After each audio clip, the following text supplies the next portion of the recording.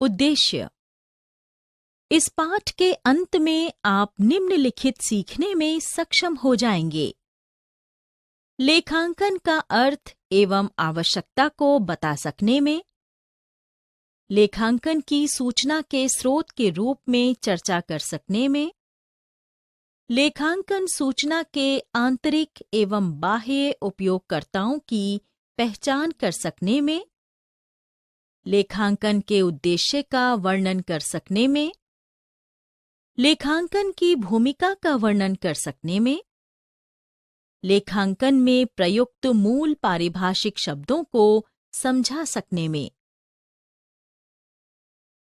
लेखांकन की आवश्यकता और अर्थ बताएं।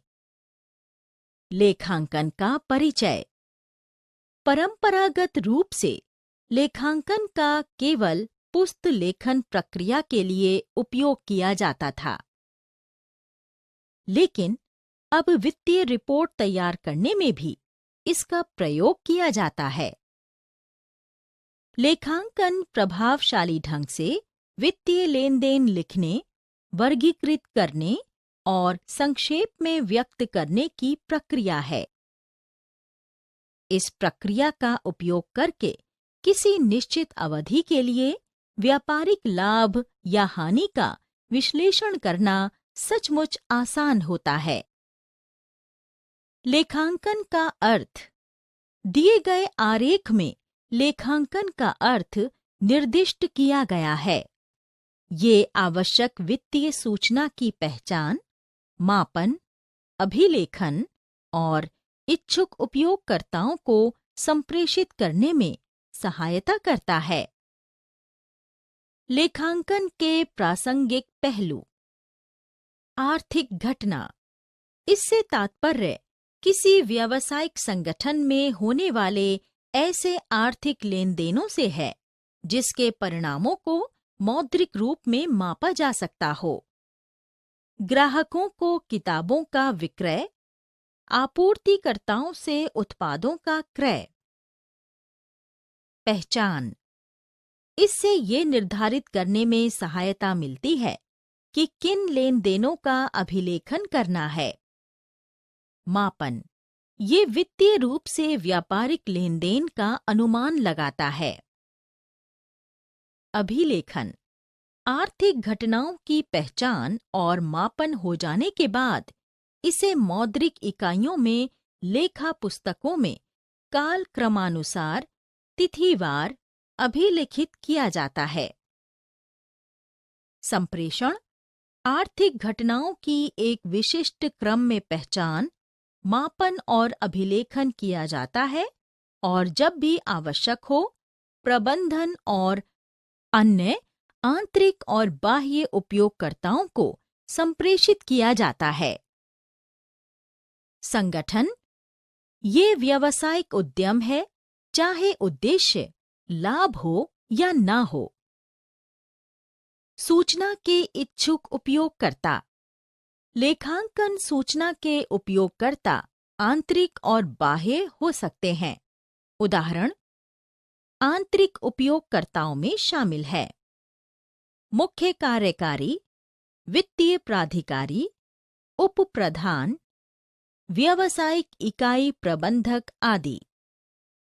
बाह्य उपयोगकर्ताओं में शामिल हैं वर्तमान और संभावित निवेशक, शेयरधारक, लेनदार, बैंक और अन्य वित्तीय संस्थान, कर अधिकारी, नियमन एजेंसी। लेखांकन सूचना के स्रोत के रूप में। सही समय पर सही सूचना बनाए रखना और प्रदान करना लेखांकन का सबसे बड़ा सरोकार बन गया है। ये परस्पर एक दूसरे से जुड़ी क्रिया है जो व्यापारिक लेनदेनों की गणना के साथ शुरू होती है और उपयुक्त वित्तीय विवरण के निर्माण के साथ समाप्त होती है। प्रत्येक चरण में सूचना। लेखांकन प्रक्रिया के प्रत्येक चरण में सूचना उत्पन्न करती है। लेखांकन सूचना का मुख्य उद्देश्य है सही और प्रभावी निर्णय लेने के लिए विभिन्न इच्छुक उपयोगकर्ताओं के बीच प्रासंगिक सूचना की सुविधा प्रदान करना। व्यापार प्रवाह का पूर्वानुमान लगाने और मूल्यांकन करने के लिए पूरी सूचना उपलब्ध कराना। दक्षतापूर्वक संसाधनों की क्षमता का उपयोग करने के लिए उचित सूचना उपलब्ध कराना। तथ्यात्मक सूचना उपलब्ध कराना जो मानव और भौतिक संसाधनों को नियंत्रित करने में सहायता करें। सही सूचना की सुविधा प्रदान करना जो सामाजिक कार्य और नियंत्रण का प्रबंध करने में सहायता करे। लेखापाल की भूमिका। लेखांकन सूचना उत्पन्न करने में लेखापाल का मुख्य उद्देश्य इच्छुक उपयोगकर्ताओं के लिए मापन, अभिलेखन और संप्रेषण करने के लिए घटनाओं और लेनदेनों का अवलोकन, निगरानी और पहचान करना है। फिर प्रबंधन और उपयोगकर्ताओं के प्रासंगिक समूह द्वारा इनकी व्याख्या, निर्णय और प्रभावी ढंग से उपयोग किया जाता है। लेखांकन सूचना निर्णय लेने के लिए प्रासंगिक, पर्याप्त और विश्वसनीय होनी चाहिए। लेखांकन की शाखाएं।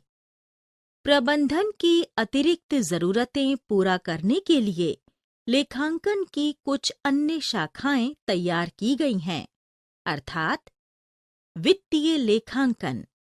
ये प्रकृति में मौद्रिक होता है और वित्तीय लेनदेनों के व्यवस्थित अभिलेखन में सहायता करता है।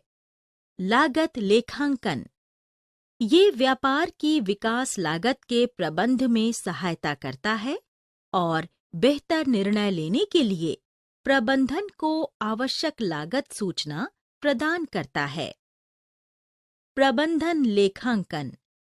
ये संगठन में कार्यरत लोगों को आवश्यक लेखांकन सूचना प्रदान करता है, जिससे उन्हें बेहतर निर्णय लेने, व्यावसायिक कार्यों के संबंध में योजना बनाने और नियंत्रण करने में सहायता मिलती है। आमतौर पर ये संभावित विक्रय, रोकड़ प्रवाह, क्रय की आवश्यकताओं, श्रम शक्ति की आवश्यकताओं, परियोजनाओं में निवेश इत्यादि पर आंकड़े प्रदान करता है। लेखांकन सूचना की गुणात्मक विशेषताएं। गुणात्मक विशेषताएं लेखांकन सूचना की बोधगम्यता बढ़ाने और इच्छुक उपयोगकर्ताओं को अच्छा अनुभव प्रदान करने में उपयोगी विशेषताएं होती हैं। लेखांकन सूचना की विशेषता विश्वसनीयता, प्रासंगिकता, बोधगम्यता और तुलनात्मकता होनी चाहिए। विश्वसनीयता। लेखांकन सूचना विश्वसनीय होनी चाहिए, जो व्यापारिक लेनदेन या घटनाएं हुई हैं जिनका मापन व प्रस्तुतीकरण किया गया है, उनके बारे में जो सूचना प्रदान की गई, उनके बीच संगतता की मात्रा द्वारा इसका मूल्यांकन किया जा सकता है। इसे अनावश्यक त्रुटियों से मुक्त और तटस्थ और विश्वसनीय होना चाहिए। प्रासंगिकता। लेखांकन सूचना सही और समय पर उपलब्ध होनी चाहिए। इससे पूर्वानुमान लगाने एवं प्रत्युत्तर देने में सहायता मिलती है।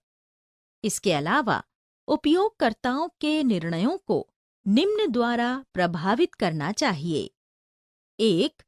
भूत, वर्तमान एवं भविष्य की घटनाओं के परिणामों का पूर्वानुमान लगाने में उनकी सहायता करके। 2. उनके पिछले मूल्यांकन और अनुभवों की पुष्टि या संशोधन करके।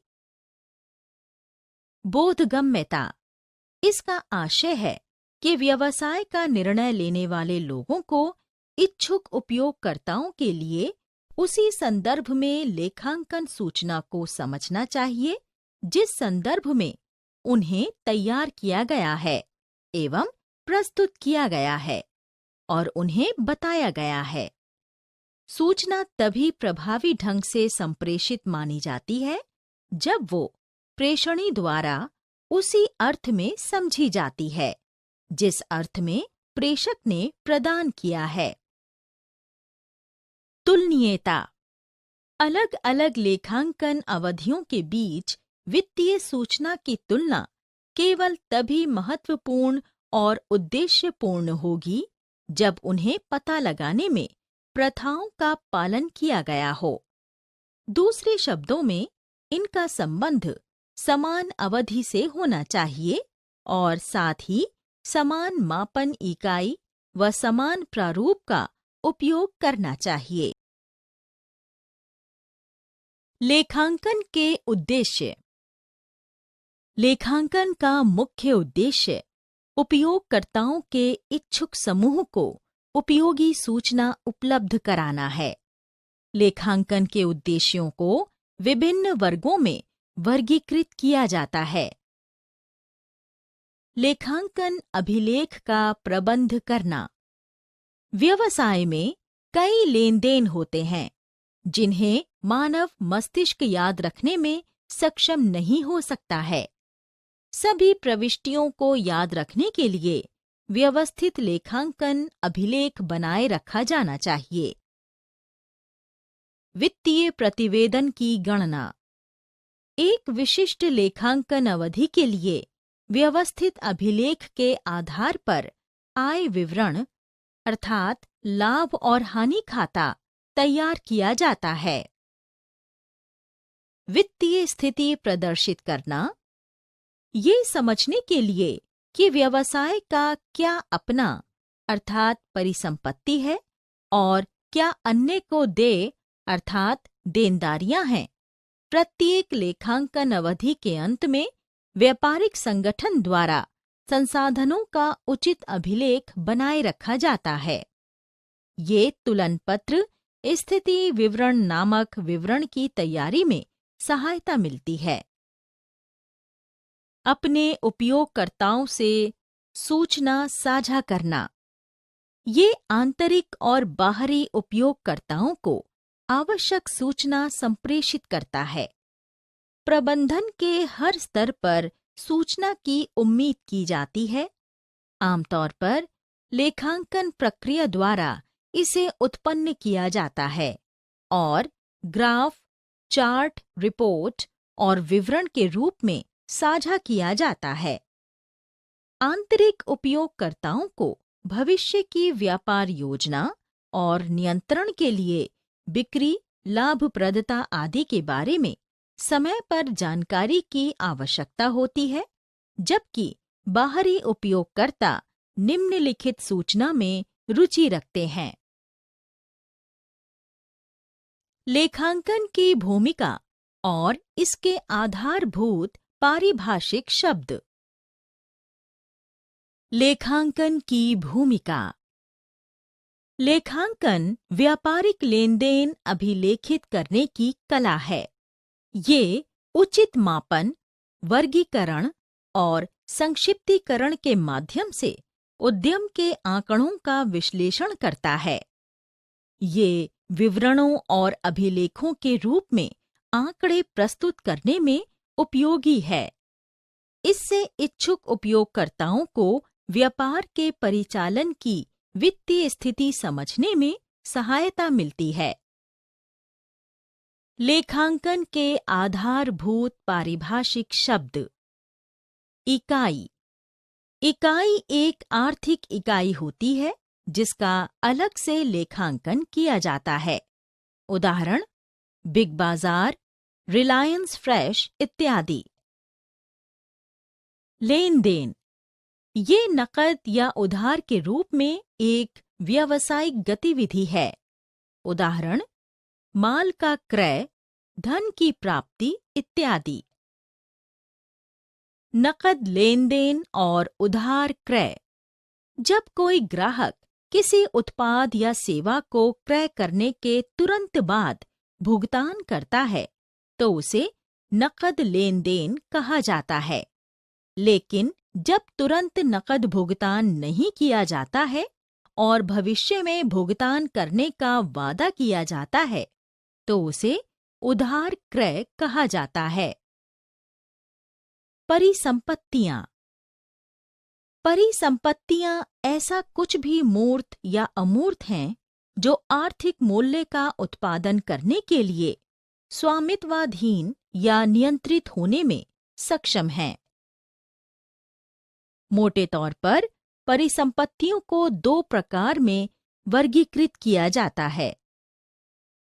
चालू परिसंपत्तियां।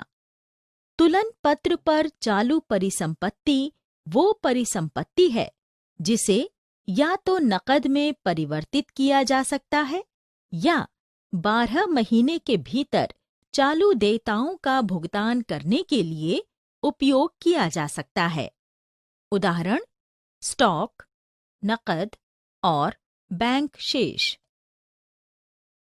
गैर चालू परिसंपत्तियां। गैर चालू परिसंपत्तियां दीर्घ अवधि के आधार पर रखी जाती हैं। इसे आसानी से नकद में परिवर्तित नहीं किया जा सकता है। उदाहरण भूमि, भवन, मशीनरी, संयंत्र और फर्नीचर। देयताएं। देयताएं स्वामी की निधि से भिन्न किसी अन्य उद्यम का वित्तीय दायित्व हैं। उदाहरण बैंक ऋण, लेनदारों को देय राशि। देयताओं को दो प्रकार दीर्घकालिक देनदारियों और अल्पकालिक देनदारियों में विभाजित किया जाता है। दीर्घकालिक देयताएं। जो देयताएं 1 वर्ष के बाद देय होती हैं, दीर्घकालिक देयताएं होती हैं। उदाहरण के लिए सावधि ऋण और कंपनी द्वारा जारी बॉन्ड। अल्पकालिक देयताएं। जो देयताएं 1 वर्ष की अवधि के भीतर देय होती हैं, उदाहरण बैंक ओवरड्राफ्ट, देय बिल आदि। लेखांकन के आधारभूत पारिभाषिक शब्द जारी है। पूंजी। ये व्यवसायी या व्यवसाय के स्वामी द्वारा व्यवसाय में निवेश की गई धनराशि या परिसंपत्ति को संदर्भित करता है।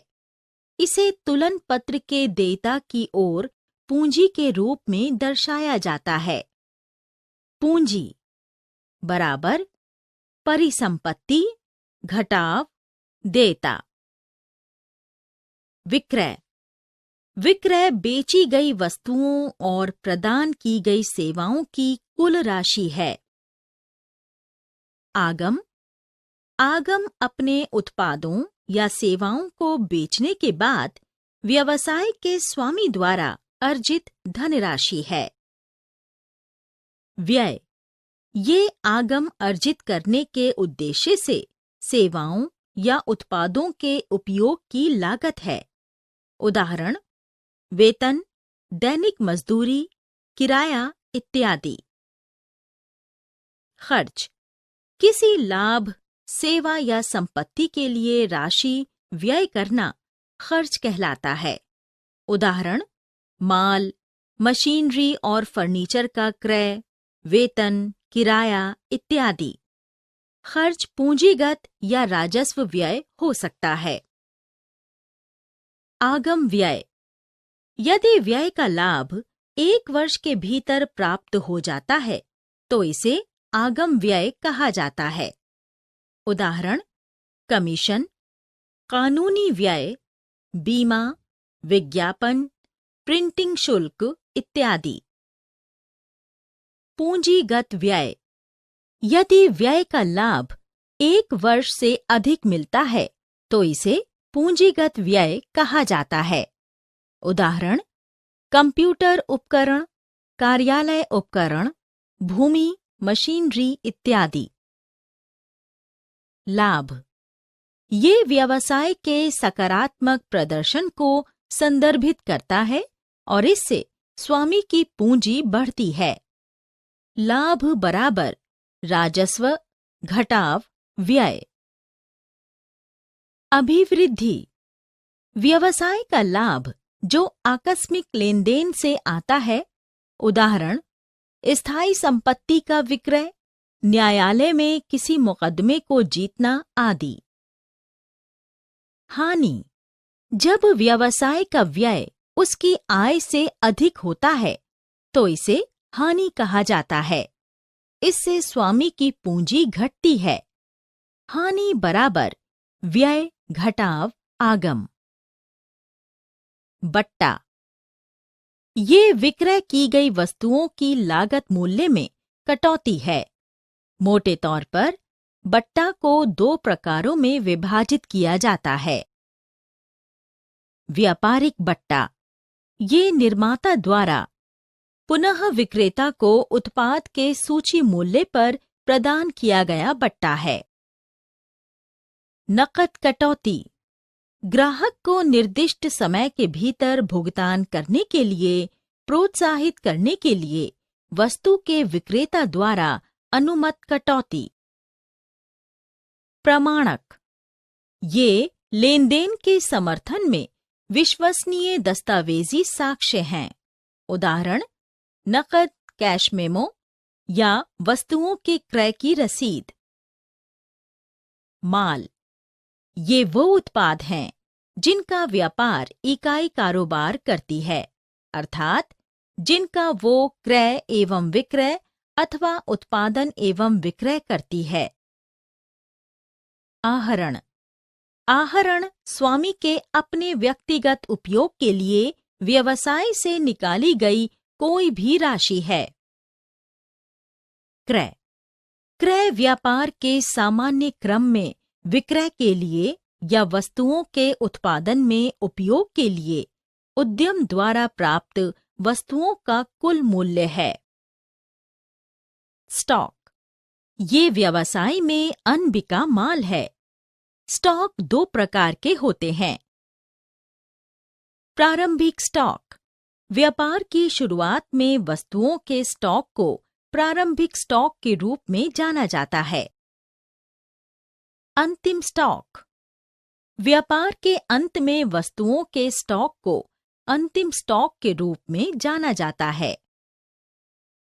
देनदार देनदार वे व्यक्ति होते हैं जिनसे उधार आधार पर विक्रय की गई वस्तुओं या प्रदान की गई सेवाओं के लिए राशि देय होती है।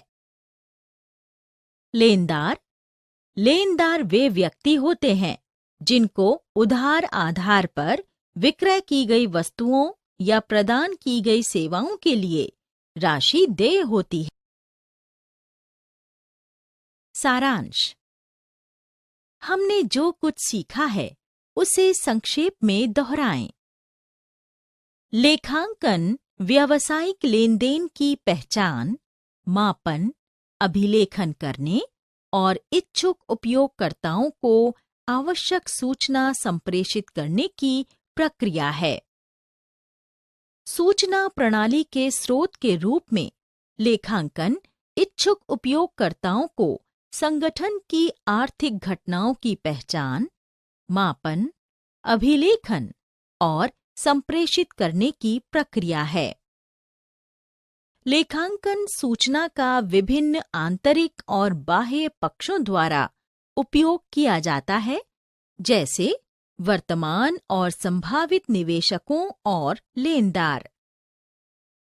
अप्रत्यक्ष वित्तीय हित रखने वाले लोगों जैसे नियामक एजेंसियों, कर अधिकारियों, ग्राहकों, श्रमिक संघों, व्यापार संघों, स्टॉक एक्सचेंजों और अन्य के लिए भी लेखांकन सूचना महत्वपूर्ण है।